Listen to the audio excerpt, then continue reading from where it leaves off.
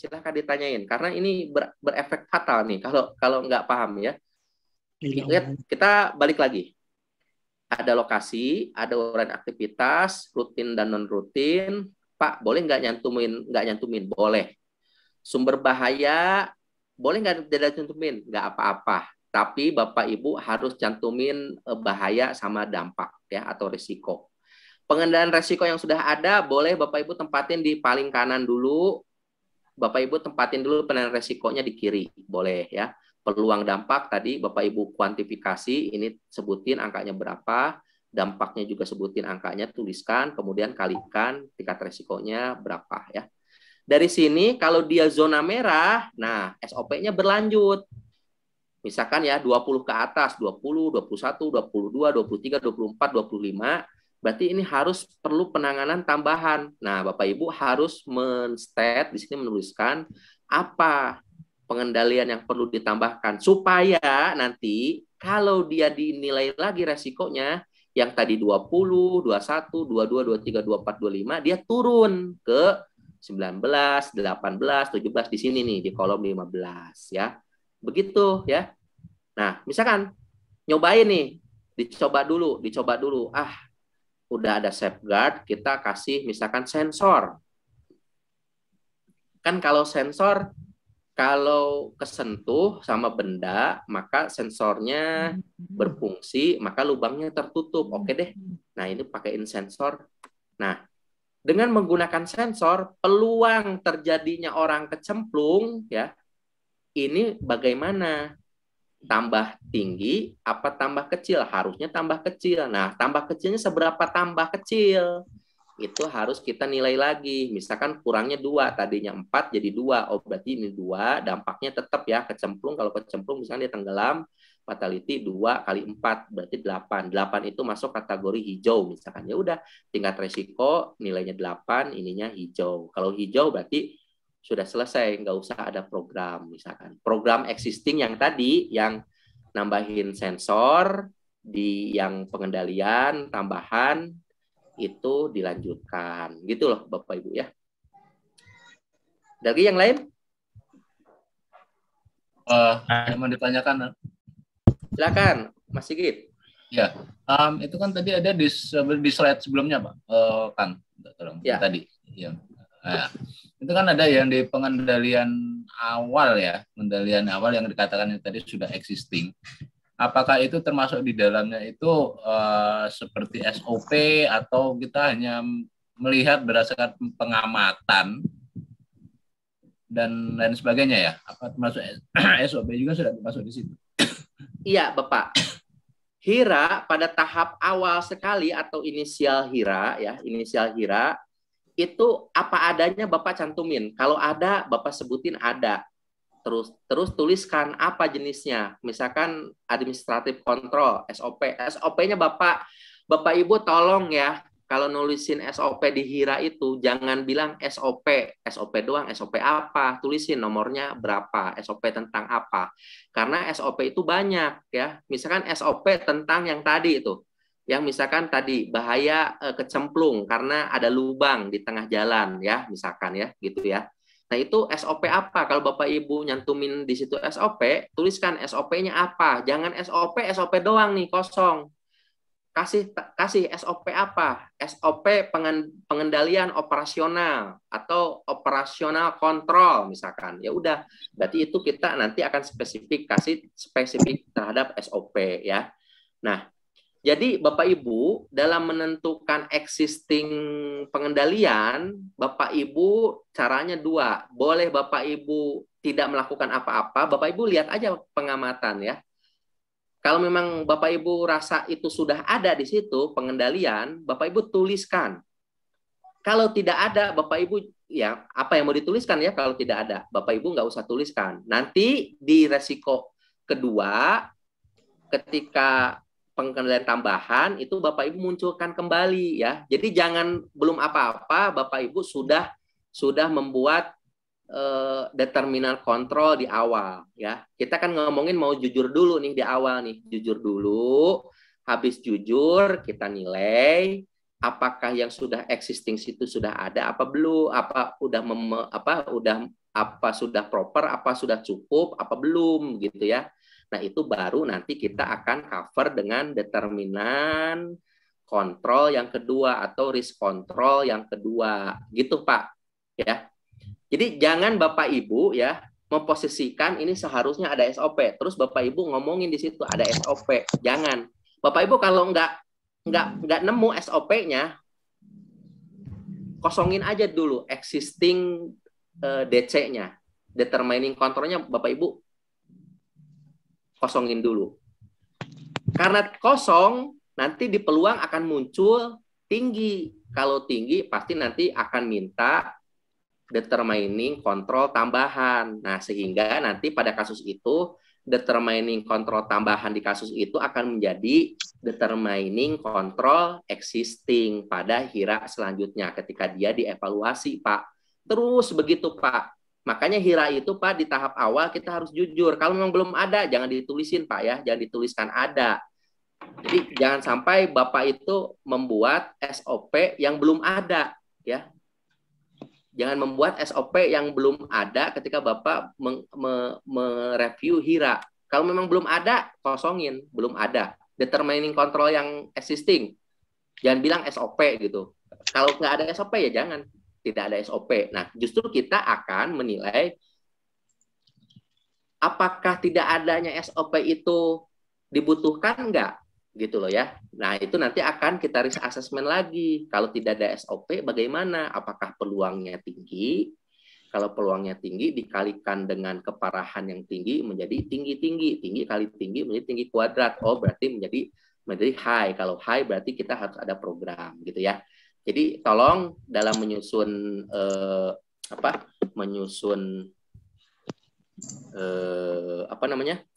HIRA, tolong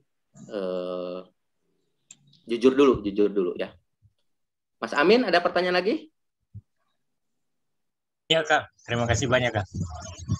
Kang, gini Kak, saya pernah akhir tahun ini nyusun HIRA itu Kang. Cuma dari manajemen minta masukan Kak apabila dimasukkan itu nilai-nilai kerugian Kak. Dari akibat dari kerusakan properti damage atau pengobatan dari orang yang mengalami kecelakaan kan. Pertanyaan saya apakah itu bisa dimasukkan di HIRA atau gimana Kang? Atau dibuat terpisah di breakdown? Itu yang pertama Kang.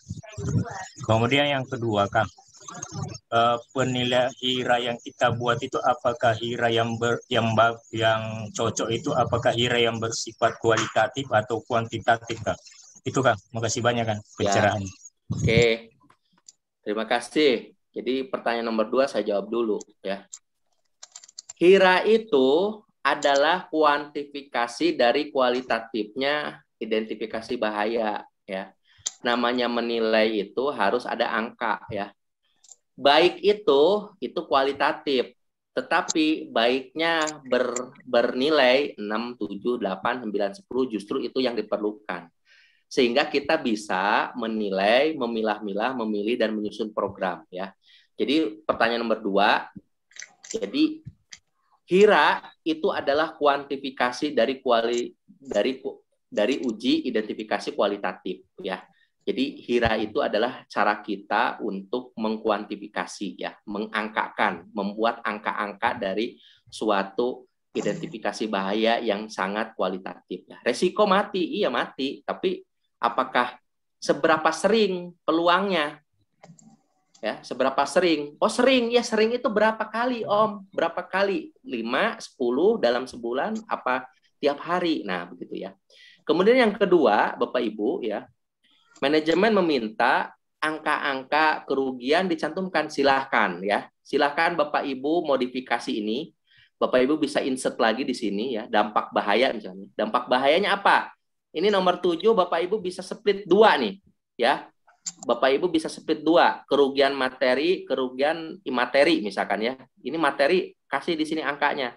Nanti kalau dari sini materi misalkan, materi ngomongin misalkan di sini 30 juta misalkan kerugian ya, kerugian 30 juta.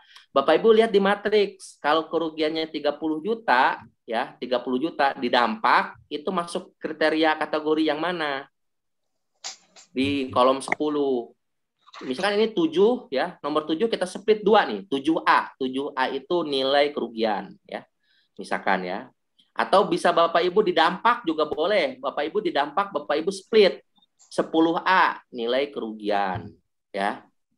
Misalkan ya, nilai kerugian dalam kurung jika terkait dengan materi misalkan ya. Kemudian 10B adalah kematian, misalkan gitu ya. Nah, nanti Bapak Ibu bisa nih di sini cantumin. Tapi secara praktis ini akan tidak umum ya, akan susah untuk melihat formulir HIRA karena HIRA-nya akan sangat kompleks. Saran saya, Mas Amin, kriteria itu munculkan di matriks ya, di matriks. Jadi kalau nilainya 5 itu karena kerugiannya 10 miliar misalnya ya.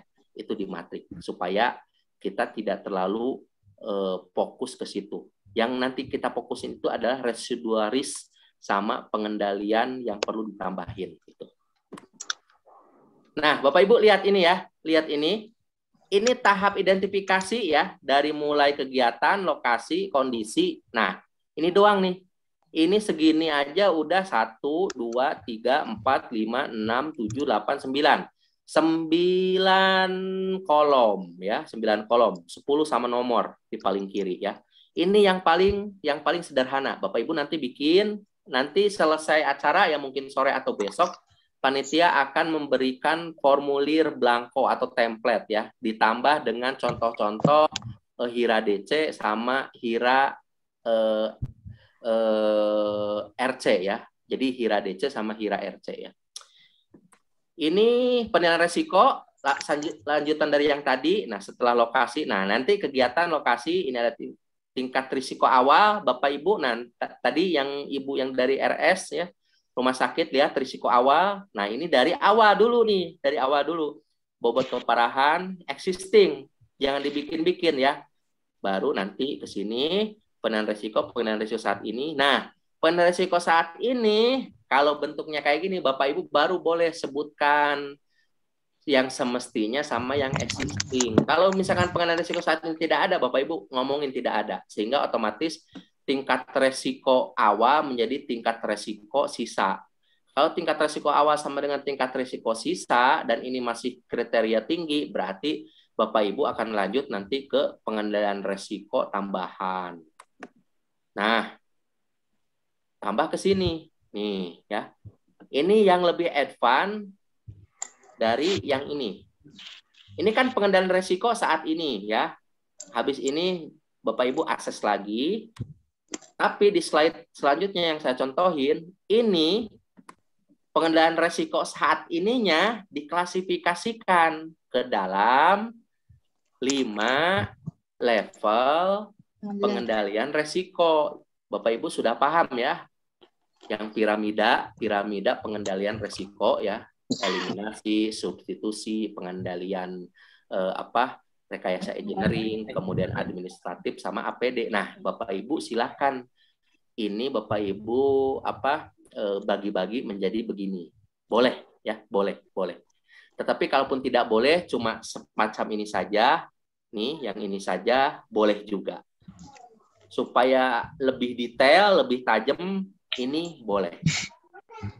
Eliminasi, substitusi, Bapak Ibu cantumin. Eliminasi apa? Misalnya tadi ya, jalan yang ada lubang. Eliminasinya gimana? Berarti mengubah rute supaya orang tidak lewat situ. Ya kan? Begitu ya.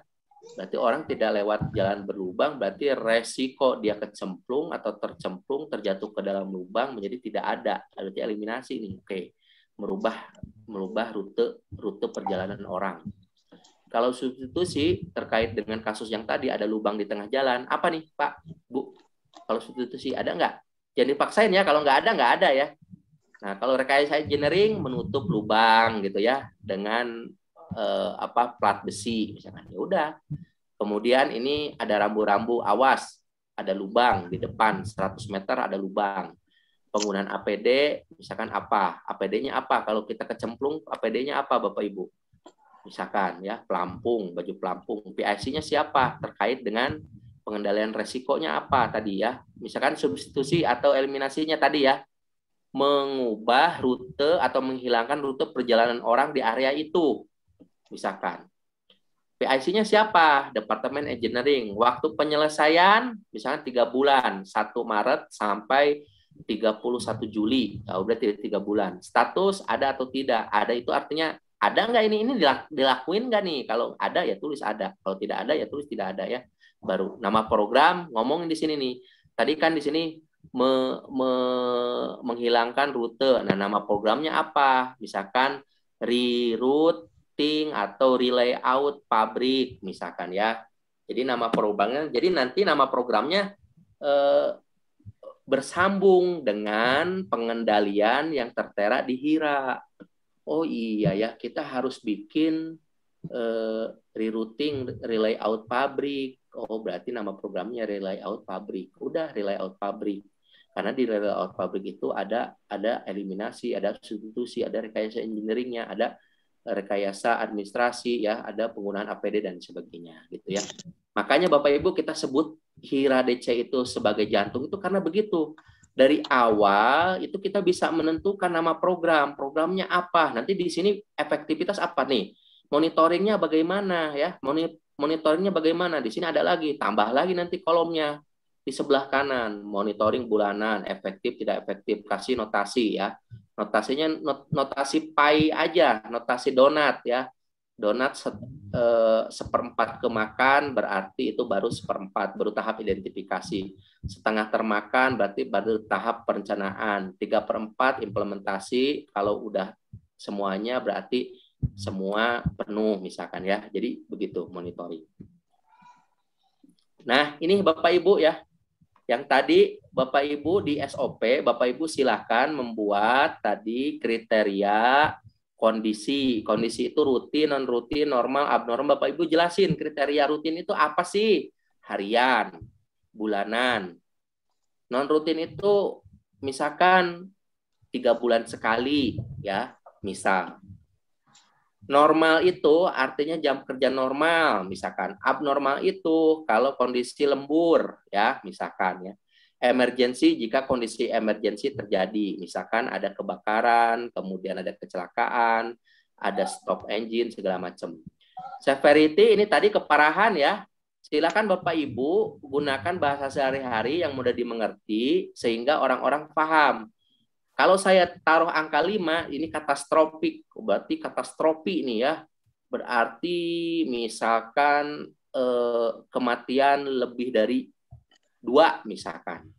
Atau stop pabrik, stop operasional pabrik, atau 1 pabrik terbakar, itu katastrofik misalkan ya. Jadi Bapak Ibu silakan acu atau bikin kriteria yang menurut Bapak Ibu ini pas ya.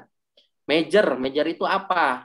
Silakan Ibu, Bapak Ibu bikin kriteria majornya apa. Nanti kami sertakan contoh ya beserta uraian kriteria. Ini sebagai contoh saja, bisa Bapak Ibu terapkan, copy paste atau Bapak Ibu modifikasi ya. Nanti silakan. Moderat itu kayak apa? Moderat itu kayak apa moderat? Kemudian minor kayak apa? Insignificant kayak apa? Kemudian potensi likelihood-nya nih ya. Jarang sampai ke selalu terjadi. Misalkan kayak tadi nih, selalu ada ya, selalu terjadi orang kecemplung tiap bulan, misalkan ya, karena tadi lubang tadi. Nah, Bapak Ibu silakan bahasakan dengan bahasa sehari-hari di prosedur Bapak Ibu. Yang dimaksud dengan almost certain adalah misalkan selalu terjadi dalam kurung, dalam rentang waktu 1 bulan ada 4 kali kejadian, berarti dinamakan selalu terjadi. Cenderung terjadi misalkan 2 sampai 3, misalkan mungkin dapat terjadi misalkan kejadiannya 1 sampai 2, kecil kemungkinan misalkan 1, misal gitu ya. Ini omong kosongnya seperti itu. Bapak Ibu silakan bikin kriteria nanti di SOP terkait dengan severity, keparahan dan likelihood atau peluang. Peluang itu terkait dengan mungkin apa enggak, mungkinnya itu mungkin kerap, apa mungkin jarang, apa mungkin sangat mungkin terjadi ya. Nah, kemudian yang tadi yang 6 tipe bahaya yang tadi ya, faktor bahaya tadi silakan Bapak Ibu cantumkan di situ. Kalau bahaya fisik ada yang namanya terjepit Pak gitu ya. Di yang lebih advance Bapak Ibu, terjepit itu ada notifikasinya. Misalnya terjepit itu adalah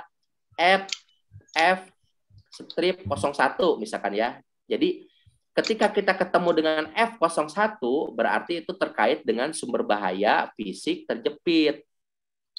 Misalkan F teriris terpotong, ini tuh kita notifikasikan F strip 02. Berarti ketika kita ketemu bahaya F02 itu berasosiasi kepada teriris dan terpotong, dan itu mengacu kepada area yang tadi dihira kita bahas ya. Jadi begitu ya. Pekerjaan berulang-ulang, psikososial, beban kerja berlebih, kurang komunikasi atau kontrol manajemen. Nah, ini lihat di masa pandemik beban psikososial ini sering ya, banyak muncul ya. Komunikasi, kontrol manajemen. Ingat Pak, Bu ya, stres itu bukan karena kurang uang. Banyak uang juga bisa stres ya. Kemudian kurang kerjaan, tidak ada kerjaan, stres. Walaupun kita ada uang, tidak ada kerjaan juga bisa stres. Jadi banyak Pak, Bu. Dan ini harus Bapak Ibu hira DC kan ya dalam kondisi pandemi ini. Saya beberapa kali ngaudit di masa pandemi ini, hira DC-nya monoton. Jadi regulasinya sudah jalan, sudah berulang kali berganti, tapi hira DC-nya nggak pernah kesentuh ya. Nah ini ya matriks resiko hira DC. Ini contoh saja saya pegang, nanti di format Excel-nya saya kasihkan. Jadi misalkan ini contoh saja ya Bapak Ibu ya. Ranking 1 sampai 5 ini terkait dengan keparahan. Ini Bapak Ibu nih, dilihat ya di monitor. 1 sampai 5 keparahan ini ada kriterianya. Saya contohin ya. Kriteria ranking 1 adalah cedera atau sakit ringan, berdampak kecil pada K3. Lihat, kerugian harta benda kurang dari 1 juta ya. Berarti ini ada nilainya. Nah, kalau misalkan kurang dari 1 juta, misalkan cuma 100.000, berarti dia masuk kategori ranking 1 nih. Kasih nilai 1 nanti dihira. Tulis 1 ya, gitu. Kalau pakai aplikasi lebih bagus lagi, Bapak Ibu. Aplikasi nggak usah modern, nggak usah muluk-muluk, pakai Excel aja ya, hyperlink dan pakai logika aja. Jadi nanti jika kurang dari 1 juta, Bapak Ibu nulisin tadi Pak Amin, Pak saya pengen dicantumin, ya nggak apa-apa, nanti cantumin, itu lebih bagus ya, lebih bagus kalau ingin menentukan matriksnya. Jadi nanti ketika Bapak Ibu nentuin 900.000 itu kurang dari 1 juta. Jika kurang dari 1 juta, maka nilainya 1 misalkan. Ya udah. Jadi nanti di severity atau keparahan dia langsung akan ada angka 1 muncul kalau dia pakai sistem otomatisasi gini ya. Nah, ini likelihood, kemungkinan terjadi. Lihat kriterianya. Ini contoh saja ya Bapak Ibu ya. Bahasakan dengan bahasa Bapak Ibu aja. Atau boleh copy paste boleh. Misalkan nomor 1 ini nilainya 1 jika kriterianya jarang terjadi suatu insiden di tempat kerja. Misal insiden terjadi 1 kali dalam 1 tahun. Oh, berarti kalau ada 1 kali dalam 1 tahun, oh itu masih dianggap jarang ya. Nah, kecil kemungkinan terjadi insiden, misalkan 2 sampai 5 kali dalam setahun ya. Silahkan Bapak Ibu nanti bahasakan sendiri, tergantung ya. Yang penting komunikasinya lancar dan itu bisa dimengerti oleh orang-orang di tempat kerja Bapak Ibu ya. Nah, ini contoh yang sudah diisi. Nanti kita akan kasih juga Bapak Ibu contoh yang sudah diisi. Bapak Ibu tinggal modifikasi saja ya. Mau ditambahin, mau dihilangkan, apa mau langsung dinilai boleh ya. Ini potensi bahaya atau aspek ya. Ini terjatuh. Ini ada misalkan resiko dampak 1.1 luka kematian. Nah, Bapak Ibu jangan pusing terkait dengan tata letak ya. Tata letak ini kan kondisi, kok ini kondisinya di sini, tadi kan di sana. Yang nggak masalah Bapak Ibu ya. Nggak masalah. Bapak Ibu tinggal pindah-pindahin aja. Nanti ini bisa ke kiri atau ini bisa ke kanan ya. Tingkat resiko awal nih yang tadi. Nah, ini acceptable. Ini trivial. Trivial ini istilah saja. Bapak Ibu bisa Bapak Ibu bahasakan sendiri. Acceptable itu dapat diterima tanpa program lebih lanjut gitu misalkan ya. Jadi ngomongin Bapak Ibu tetapin kriteria acceptable itu apa artinya. Kriteria acceptable itu misalkan kriteria yang bisa terkait risiko yang bisa diterima tanpa dilakukan program lanjutan atau determining control lanjutan, misalkan begitu. Jadi nanti yang hijau-hijau Bapak Ibu skip. Tapi yang untuk yang biru atau yang ungu misalkan berarti Bapak Ibu harus take concern atau take action di sini. Nah, dari sini ada pengendalian saat ini. Pengendalian saat ini apa? Misalnya tanda darurat dari truk tangki. Nah, ini kalau udah dilakuin, kita nilai lagi tingkat resiko sisanya bagaimana lagi dari yang ini. Oh, ternyata sudah cukup atau udah mentok, ya sudah, berarti dia sudah ya. Nah, dimodif lagi Pak, saya pengen ada supaya orang-orang ingat kaitan dengan peraturan. Silahkan Bapak tambahin lagi aja di sini, insert lagi ya di sini nih, insert lagi kolom terkait dengan aturan yang terkait dengan terkait dengan bahaya dan risiko yang ada di sini ya. Misalnya diatur, risikonya diatur atau bahayanya diatur, atau program atau determining kontrolnya diatur pada suatu aturan. Ya udah Bapak Ibu masukin. Tapi ini tidak wajib ya, Pak Bu ya. Tidak wajib ya. Kecuali ada norma atau ada customer atau vendor yang meminta nih, misalnya di CSMS, apakah peraturan, daftar, norma K3 dan lingkungan masuk dalam penilaian resiko, lihat korelasinya, lihat di SOP, kemudian lihat di formulir. Nah, ini di formulirnya sudah memasukkan aspek peraturan dan norma K3 ya. Nah, ini banyak template yang bisa kita adopt ya dari internet. Tapi yang penting kita itu bagaimana cara kita memahami dan mengisinya. Ini sama ya, nomor A1. A itu boleh jadi dari aktivitas mana. Kemudian 1 itu urutan gitu ya. Nah, ini activity plan. Potensialnya apa? Risknya apa? Existing risk treatment, ini determining control pertama ya. Ini norma dan abnormal. Lihat ya, abnormal dan normalnya dia tempatin di kolom yang nomor 1, 2, 3, 4, 5, 6. Kolom nomor 6. Kan tadi kita temuin dia ada di ujung kiri ya. Nah, nggak apa-apa Bapak Ibu ya. Bebas aja. Risk ranking yang tadi ini penilaian 3 kali 4, 12. 12 itu berdasarkan matrik dia high. Kalau high dia harus ada risk control-nya. Nah, risk control ini kalau SOP-nya ngomong ini harus dinilai lagi, ulangi lagi langkah yang ini. Ini copy paste, kasih di paling kanan, nilai lagi yang ini. Yang ini yang 1 sampai 6 ini Bapak Ibu nilai lagi apakah sudah cukup. Kalau dari high turun menjadi moderat berarti ini sudah memadai. Gitu loh Pak ya. Cara kerja HIRA itu. Jadi ini yang Bapak Ibu lihat di layar sekarang, ini yang cuma 1 step aja nih. Selesai, tidak ada residual risk. Berarti SOP-nya cukup, dia ngomongin identifikasi bahaya, kemudian identifikasi penanganan yang sudah ada, kemudian nilai resikonya, kalau memang ada gap, baru rekomendasikan apa determining kontrolnya gitu. Ceritanya ini begini. Nah, tapi kalau Bapak Ibu mau di SOP-nya ngomongin harus ada lanjutan lagi, ya berarti ini dilanjutin. Habis dari sini, ini risk ranking lagi atau risk assessment lagi.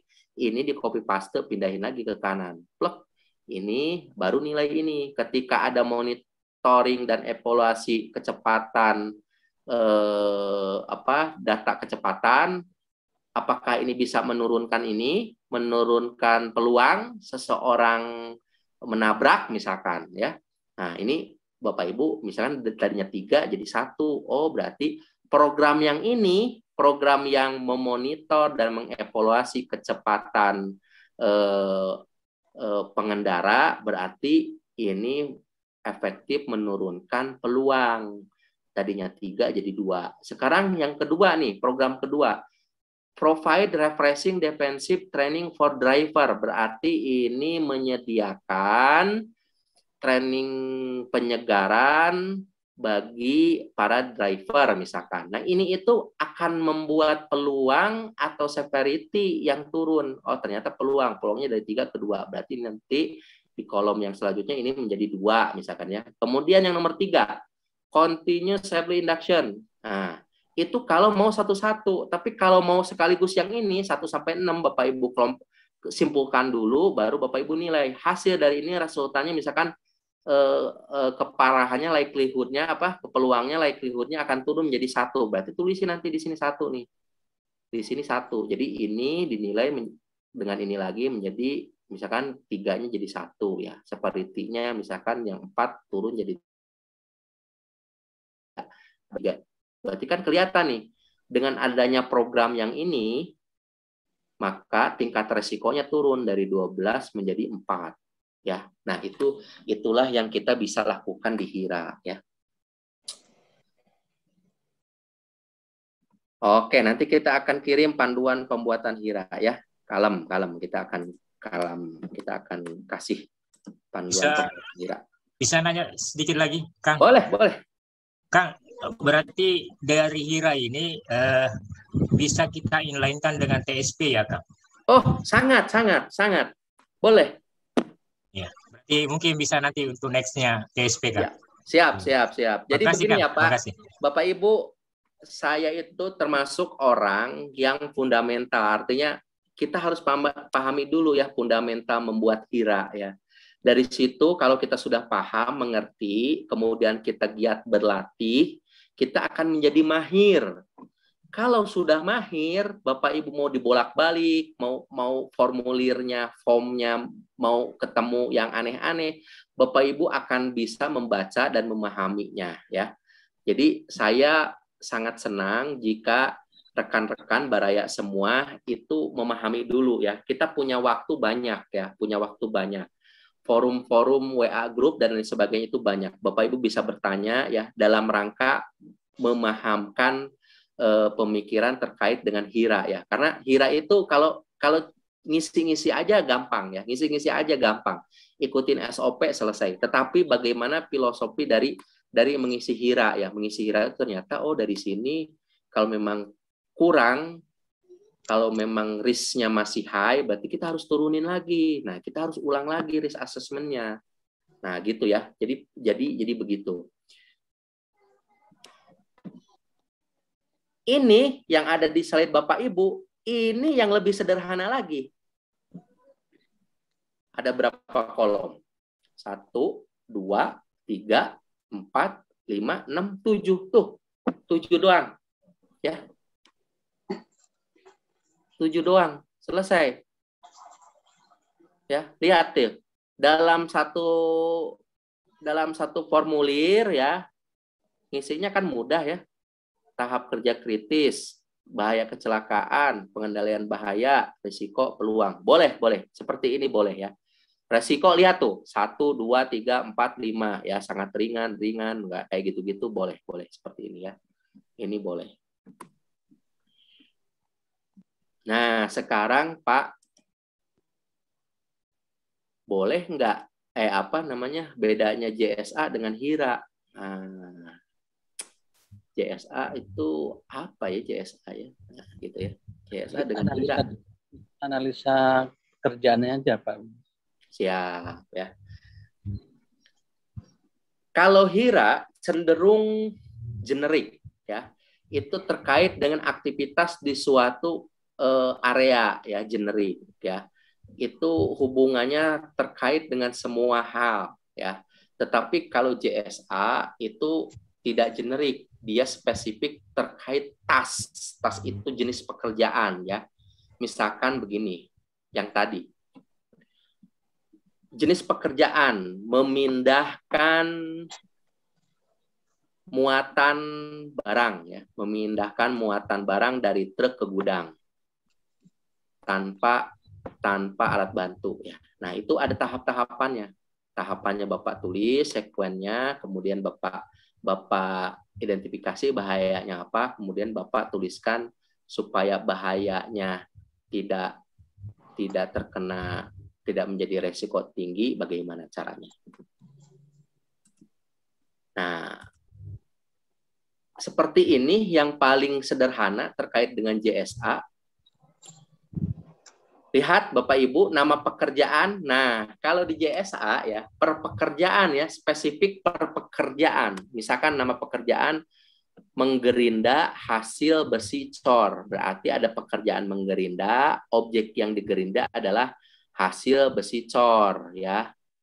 Ini siapa yang melakukan menggerinda adalah operator gerinda. Di mana?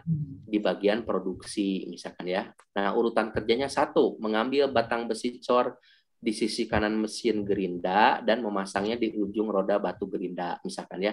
Nah, ini bagaimana? Lihat ya Bapak Ibu ya, potensi bahaya juga ada. Tangan tergores ujung batang besi cor yang tajam. Bahayanya apa, Pak? Ujung besi cor yang tajam. Kan begitu? Resikonya tergores gitu ya. Batang besi cor jatuh mengenai kaki. Bahayanya apa? Batang besi cor jatuh mengenai kaki. Nah, ini berarti resikonya adalah kejatuhan benda. Bahayanya bahaya batang besi jatuh gitu ya. Upaya pengendalian menggunakan APD. Bapak Ibu, JSA ini biasanya ada di proyek-proyek konstruksi ya. Ada di proyek-proyek yang sifat pekerjaannya itu tidak monoton kayak manufaktur ya. Dia bentuknya mungkin segeprakan misalkan ya. Sehingga orang-orang yang mengerjakan JSA itu terkait dengan work permit ya, work permitnya. Misalkan pekerjaan hari ini apa? Pekerjaan hari ini adalah memindahkan semen, Pak. Akan turun semen 3 truk. Oh, berarti pekerjaannya adalah memindahkan semen dari truk membongkar semen, misalkan. Ya udah, jadi pekerjaan membongkar semen. Nah, ini lebih rumit dari yang tadi. Ini kan job safety analyst JSA, ini cuma 4 ya, 4 kolom. Yang ini 1, 2, 3, 4, 5. Lebih ada lagi. Boleh jadi nanti Bapak Ibu akan menemui satu lagi di sini. Di kolom yang paling kanan ada lagi. Nah, gitu ya. Jadi ini task. Selalu kalau JSA itu pasti ada task. Task itu artinya sekuen dari pekerjaan, ya. Urutan pekerjaan. Misalkan kita ya, pekerjaannya menyalakan kompor. Urutannya apa? Pertama, ya, memutar tombol knob kompor dari kiri ke kanan ya. Nah, misalkan gitu ya. Strek sampai terdengar bunyi cetrek misalkan, atau sampai muncul api pada tungku misalkan. Itulah yang namanya tahapan dari menyalakan kompor gitu. Yang kedua, misalkan mengatur tingkat kepanasan kompor misalkan. Caranya adalah menggeser atau memutar tombol kompor ke atas tambah panas, ke bawah tambah dingin. Nah, berarti tinggal sesuaikan aja. Nanti si operator akan ngikutin itu.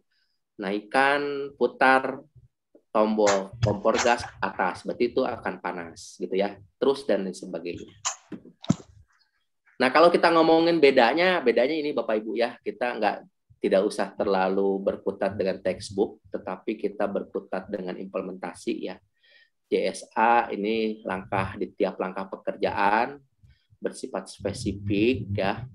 Kemudian pekerjaan yang kompleks. Jadi gunanya JSA untuk pekerjaan yang kompleks itu untuk membelah atau memecah bahaya sebenarnya. Jadi supaya detail semuanya teridentifikasi ya. Jadi dipecah-pecah Bapak Ibu ya. Misalkan pekerjaan membuat pisang goreng itu terdiri dari berbagai aktivitas kompleks ya. 1, membuat adonan. Jadi membuat adonan itu pekerjaan sendiri ya. Menyalakan kompor dan mengatur panas kompor pekerjaan sendiri ya. Mengupas pisang pekerjaan sendiri ya. kemudian menggoreng pekerjaan sendiri. Nah, kalau JSA itu satu-satu. Yang tadi itu menggoreng itu satu, kemudian mengupas pisang satu ya, dan seterusnya. Kemudian bersifat jangka pendek karena hanya sekali digunakan. Kenapa? Karena proyek, Pak ya. Biasanya proyek ya. Kalau untuk di manufaktur atau kerja yang sudah biasa itu biasanya menggunakan HIRA. Melibatkan satu kelompok kerja, tidak satu orang, biasanya satu kelompok kerja ya. Nah, ini salah satu JSA. Fungsi JSA itu kalau Bapak Ibu ada kegiatan abnormal ya, abnormal ini. Tadi kan ada HIRA ya. HIRA itu kan ada ininya, ada normal, abnormal, rutin, non rutin ya. Kalau Bapak Ibu dirasa pada pekerjaan abnormal itu sudah diidentifikasi di HIRA, Bapak Ibu munculkan di SOP-nya bahwa pada pekerjaan yang abnormal atau non rutin maka berlakulah JSA, sehingga HIRA-nya tetap, JSA-nya yang akan naik turun, yang akan update ya. Jadi di SOP Bapak Ibu terkait risk assessment ya, Bapak Ibu silahkan modifikasi SOP-nya ya.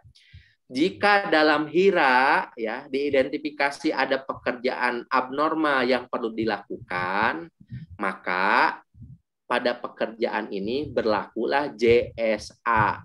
Gitu ya Bapak Ibu ya. Jadi nyambung tuh nanti JSA dengan HIRA. Nanti SOP-nya nggak usah banyak. Jadi jangan ada SOP JSA, tapi SOP JSA itu ada di SOP-nya HIRA. Judulnya boleh macam-macam. Ada judulnya Risk Assessment Procedure, ya. Ada Job Safety and Risk Assessment Procedure. Silahkan, banyak ya. Banyak. Oke Bapak Ibu, nanti formulir, kemudian template formulir, kemudian contoh SOP, kemudian cara menyusun HIRA, kemudian matriks ya, matriks HIRA DC itu akan saya sampaikan ke panitia ya. Nanti panitia akan membagikan. Kalau Bapak Ibu ada pertanyaan, kita bisa berdiskusi lagi nih di WA grup ya. Kita pengen Pak Bu ya, training kita atau ngobrol-ngobrol kita itu tidak hanya sekedar kita tahu, tapi implementatif ya di lapangan ya.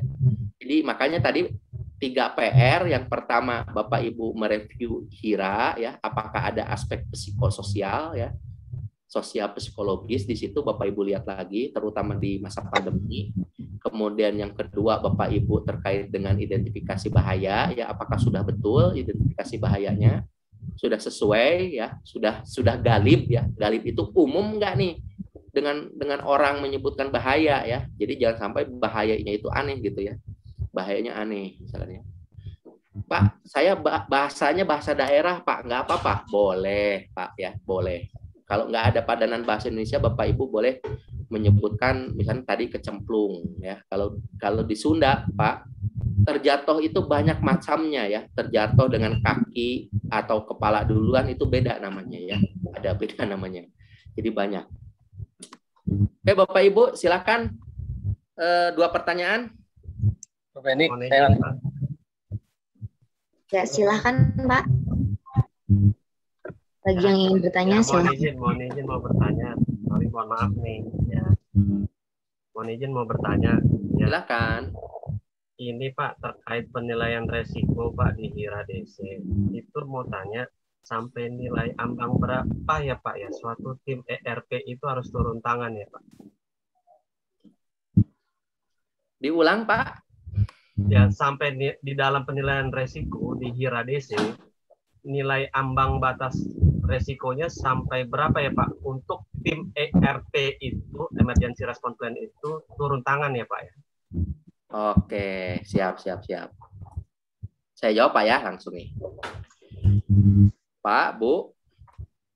Jadi Bapak Ibu tadi sudah kita singgung, jika Bapak Ibu menyusun SOP ya, SOP risk assessment, Bapak Ibu harus satu ya, menentukan kriteria. Kriteria apa yang harus Bapak Ibu tentuin? Kriteria 1 ya, kriteria keparahan. Keparahannya bagaimana kriterianya? Ini yang ada di slide nih Pak, Bu, saya contohin ya.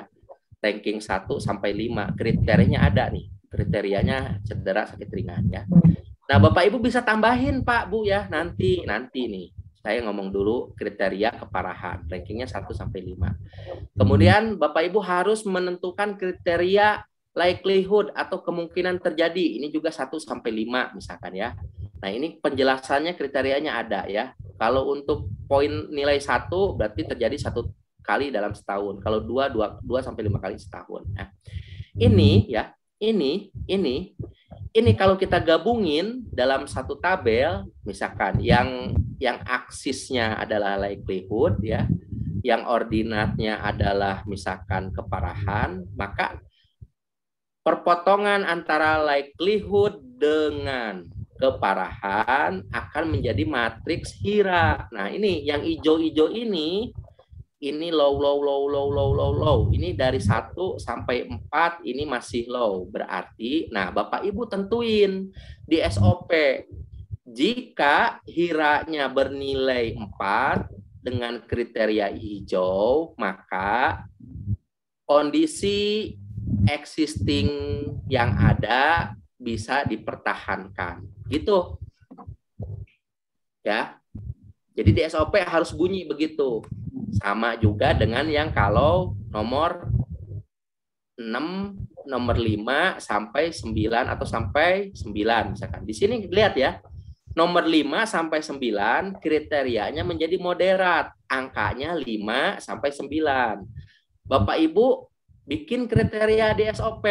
Jika nilai resikonya ada pada rentang 5 sampai 9 ini kategori moderat, maka penanganannya harus misalkan dikendalikan dengan menggunakan 5 metode tadi. Bisa eliminasi segala macam sehingga ini bisa turun ke low atau masih tetap di sini dengan kekerapannya peluangnya turun 1 tingkat misalkan. Bapak Ibu harus cantumin itu di SOP. Nah, dan seterusnya Pak Bu ya. Di SOP Bapak Ibu juga harus cantumin jika risk assessment-nya atau risk register-nya atau nilai resikonya ada di angka 20 misalkan, maka turunlah tim khusus. Nah, tim khususnya apa aja silakan Bapak Ibu kriteriakan sendiri. Boleh jadi menjadi tim misalkan tim gugus kendali mutu, boleh. Kalau TKTD boleh gitu ya, silakan. Jadi tidak ada acuan baku Pak. Jadi silakan gimana Bapak men-state itu di prosedur. Jadi kalau misalkan 20, tapi saya sarankan Pak ya, kalau ada yang 20 jangan sampai Pak. Karena 20 itu orang harus sudah dia turunin ke coklat misalkan ya. 20 ini kan merah, dia harus turun ke coklat. Jadi antara 10 sampai ke berapa misalkan. Nah, ini harus ini. Karena kalau nanti diaudit Pak, masih ada yang merah, dia harus ngulang Pak di auditnya. Khusus SMK 3 ya. Resiko yang masih merah ini dia harus turunin dengan immediately action ya. Ini harus diturunin. Pertanyaan Bapak tadi sampai level berapa baku mutunya ya, tanda kutip ya, supaya TKDT bisa turun. Pada webinar kita terdahulu kita sudah bilang bahwa dalam menentukan sistem tanggap darurat dilakukan HIRA yang sama. Nah, jika Bapak Ibu menemukan angka 20 ke atas, maka berlakulah kondisi darurat misalkan. Itulah yang akan turun tim TKTD. Ya. Oke Pak, sekali lagi. Ada lagi? Sama lagi, mohon maaf lagi ini Pak, satu lagi. Ya.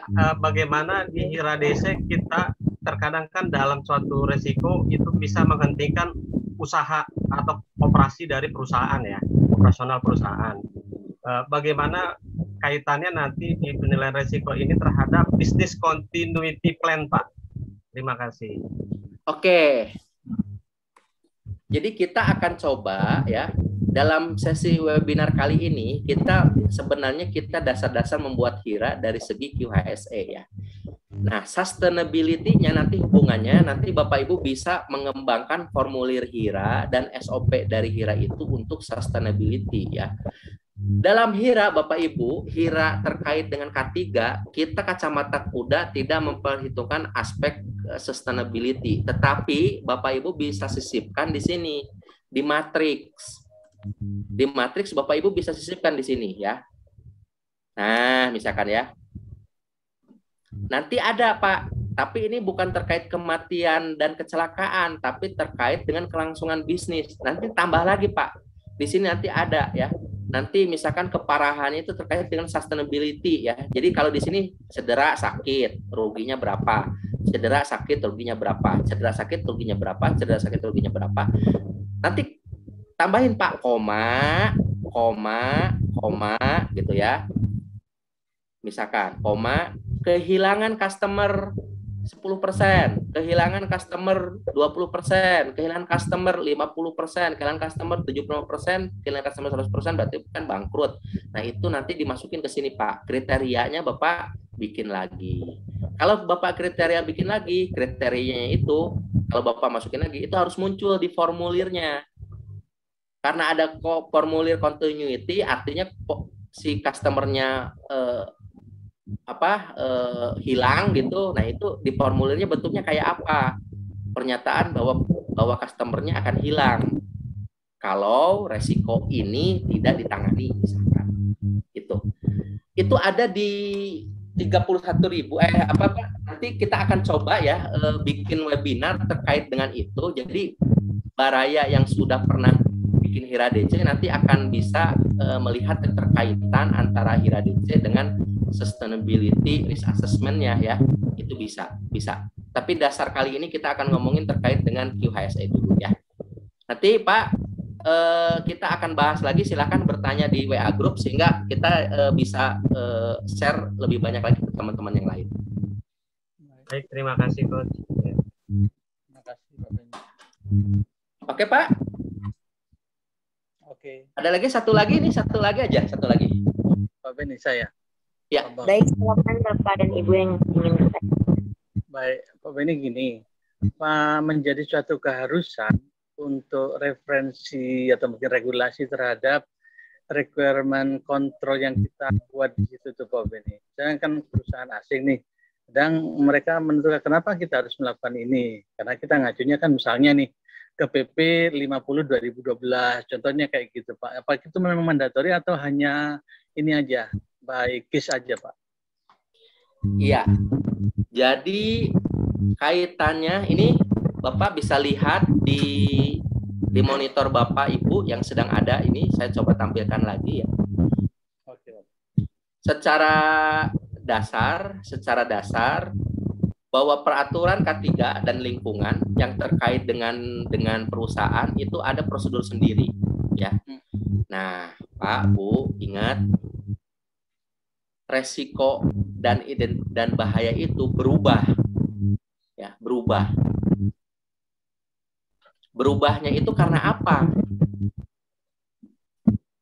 Ya, berubahnya itu karena apa?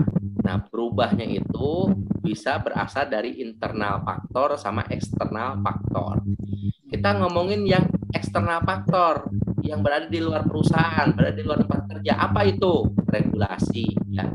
Regulasi salah satunya adalah terkait dengan misalkan jam kerja. Di masa pandemi, Pak, jam kerjanya itu kan diatur, Pak ya. Tidak normal lagi tuh Pak jam kerja. Harus 50 orang. Harus kurang dari 30%. Nah, ketika orangnya berkurang, apakah itu memengaruhi ke resiko? Nah, itulah yang saya maksudkan, Pak. Ketika regulasinya berubah, mempengaruhi nggak ke bisnis kita? Mempengaruhi nggak ke operasional kita? Wabil khusus ke resiko dan identifikasi bahaya. Contoh, Pak, contoh. Di masa pandemi, ya, orang diminta untuk berhenti atau membatasi mobilitas. Bahkan orang yang sedang harusnya ada di kantor menjadi tidak ada di kantor. Nah, hiranya bagaimana itu, Pak? Bu? Hiranya bagaimana hira DC-nya? Bapak Ibu mereview nggak hira ketika masa pandemi? Saya selama masa pandemi beberapa kali mengaudit perusahaan remote audit. Jadi ternyata mereka tidak mengupdate Bapak Ibu hira yang ada itu. Harusnya ketika regulasi berubah ya, hiranya otomatis harus menyesuaikan. ya, harus menyesuaikan. Makanya di SOP ya, saya utarakan sekali lagi, setiap SOP itu harus ada poin klausul SOP ini akan dievaluasi, ditinjau ulang secara periodik, koma, misalkan ya, apabila regulasi berubah atau ada kondisi eksternal internal. Nah, dari situ Bapak Ibu bisa ngembangin, ada matriks regulasi, ada matriks kondisi internal, sehingga nanti SOP-nya berubah atau regulasi atau hiranya berubah ya. Di beberapa perusahaan si aturannya harus dicantumkan, ya nggak apa-apa Pak, dicantumin aja ya. Yang kedua Pak, percaya ya, Bapak Ibu, kita harus berupaya memberitahukan, menginformasikan kepada siapapun, termasuk manajemen ya atau lender ya dalam hal ini, bahwa aturan dibikin supaya kita selamat sebenarnya ya. SMK 3 PP 50 ya 2012 itu sebenarnya untuk membuat kondisi kerja atau lingkungan kerja kita menjadi tambah aman ya.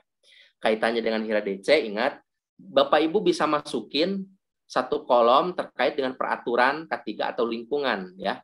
Bisa masukin ke situ. Tapi nanti Bapak Ibu akan panjang ininya formulir HIRA DC-nya ya, makin ke kanan makin panjang. Sehingga mungkin nanti formatnya tidak A4 tetapi A3 ya, A3.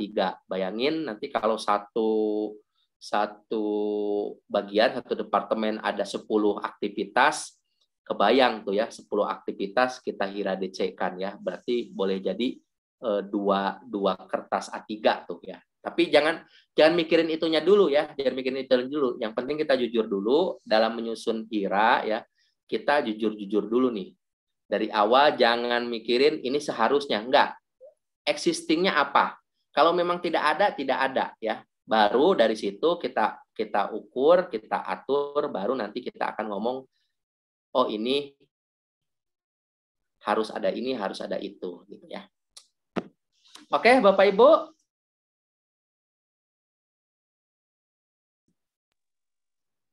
Makasih, Pak. Baik. Pak Bambang di proyek ya, Pak? Ya, Wah, kalau di proyek, Pak, itu kan dinamikanya tinggi, Pak. betul. Tiap hari, apalagi ini musim penghujan sudah mulai. Udah, Pak. Nah, Begini, hujan terus. betul, memodifikasi metode kerja, jangan lupa modifikasi metode kerja juga berpengaruh ke HIRA ya. Itulah kenapa dalam proyek itu JSA yang sering muncul karena dia menyangkut pekerjaan harian. Ya. Pak Reja, silakan Pak Reja, silakan. Ya, terima kasih Pak. Selamat siang. Ya.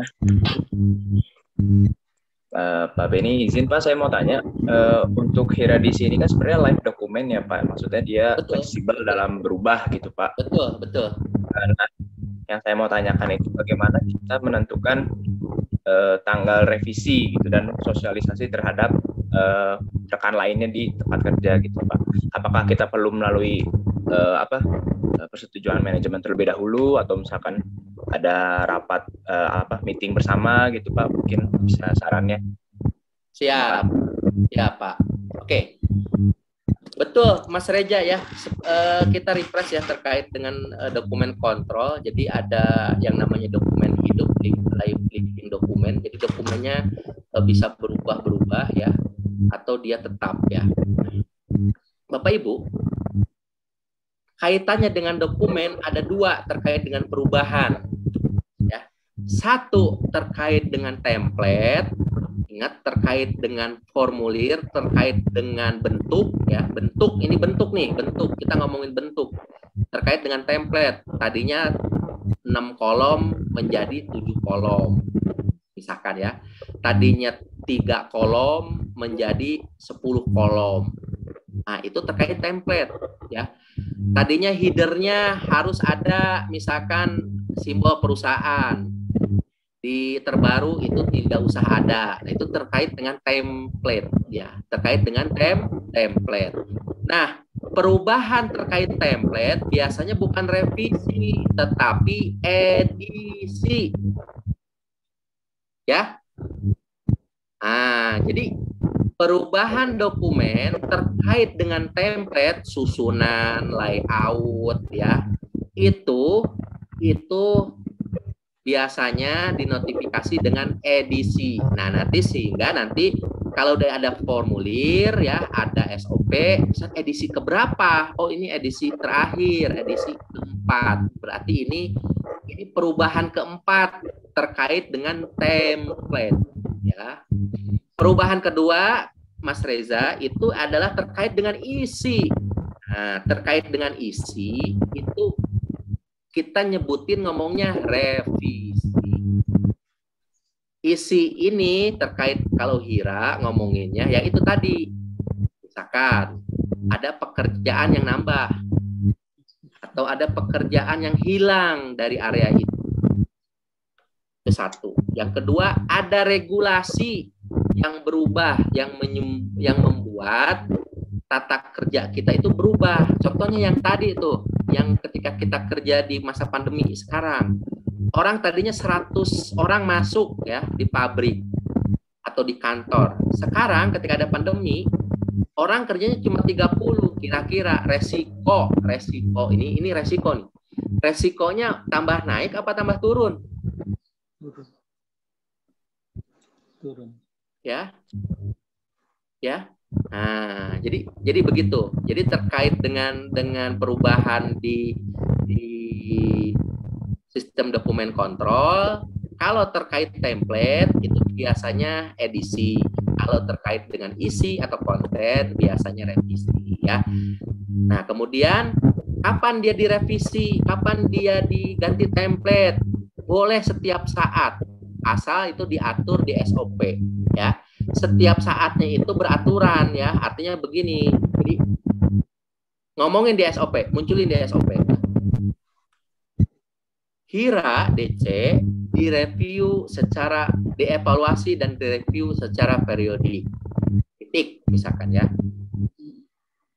Waktu periodifikasi review Hira dan DC mengikuti schedule COE.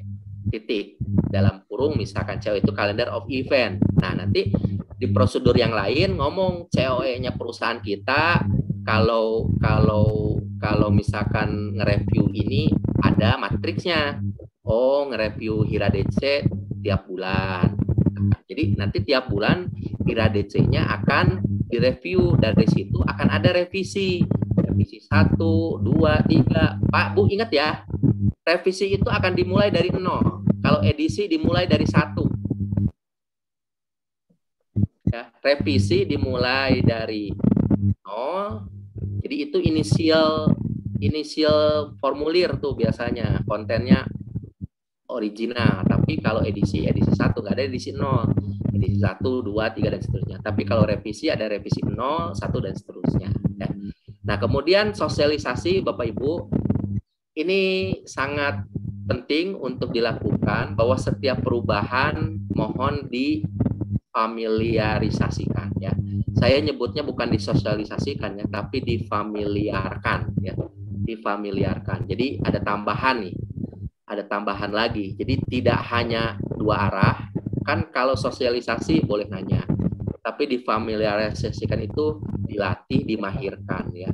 Kalau Hiranya sudah diinformasikan, Bapak Ibu harus coba implementasikan. Kalau implementasi itu dicoba Bapak Ibu, ya, orang tuh paham apa enggak, ya. Boleh jadi template yang sudah ada atau konten yang sudah ada itu berkembang, ya, berkembang. Kalau bisa, ya, Hira di masa sekarang itu saya sarankan sebulan sekali, ya. Sebulan sekali masukin di SOP bahwa Hira akan dievaluasi sebulan sekali. Walaupun nanti ujungnya Hiranya nggak berubah. Yang penting ada hasilnya. Hasil dari review itu bahwa Hira tidak berubah. Karena kondisi internal tetap dan kondisi eksternal juga tetap. Misalkan gitu. Jadi ngomong nanti di notulen meetingnya begitu. Sehingga revisi Hira tetap revisi 4. Misalkan yang terakhir itu adalah revisi 4. Jadi begitu ya Mas, ya. Oke? Baik Pak, terima kasih. Oke, terima kasih Mas Reja. Baik, Kang Ben, gimana nih sesi diskusi tanya jawabnya? Mau dibuka lagi atau sudah cukup? Sudah cukup. Ini sudah azan. Nanti yang waktu Indonesia Tengah dan Timur nih kasihan. Ya, baik. Terima kasih Kang Ben sudah menyampaikan materi yang sangat luar biasa yang membuat kita jadi terpicu ya. Semangatnya benar-benar Masya Allah sekali. Namun waktulah yang memisahkan kita. Sharing kita saat ini masih asik dan menarik tentunya ya Bapak dan Ibu. Namun apa daya, waktu menunjukkan sudah pukul jam 12, sudah waktunya isoma. Nah, materi yang sangat luar biasa, pemateri dan peserta yang sangat luar biasa pula. Mari kita tepuk tangan untuk kita semua.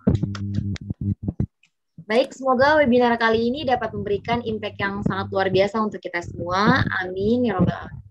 Amin. Alhamdulillah, materi penyusunan Hiradisi sebagai jantung implementasi K3 di tempat kerja pada webinar hari ini sudah disampaikan oleh Kang Beni Cahyadi.